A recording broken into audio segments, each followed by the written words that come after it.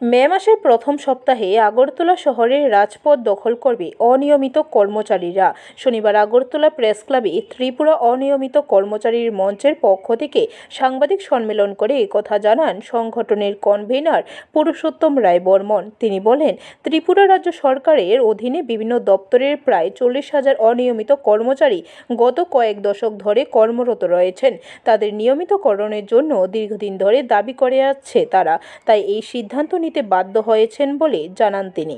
আশা করেছিলাম, আমরা ভেবেছিলাম রাজ্যের নির্বাচিত বিধায়করা আমাদের স্মারকলিপি পাঠ করে বিধানসভায় এই অধিবেশনের পূর্ব অধিবেশনে তারা সদর্থক ভূমিকা নেবেন, কিন্তু আমরা অত্যন্ত দুঃখের সাথে লক্ষ্য করলাম তারা এই ব্যাপারে কোনো ভূমিকাই গ্রহণ করেননি। একজন মাননীয় সদস্য গোপাল রায় একটি দৃষ্টি আকর্ষণের প্রস্তাবের মধ্য দিয়ে অনিয়মিত কর্মচারীদের প্রসঙ্গ তুলেছিলেন, কিন্তু সরকার পক্ষ জবাব দেয়নি। এবং যেটা আরও দুঃখজনক, অন্যান্য সদস্যরা, বিশেষত বিরোধী দলের সদস্যরা তারা কিন্তু এইভাবে মুখ খুলেননি। এটা আমাদেরকে আহত করেছে।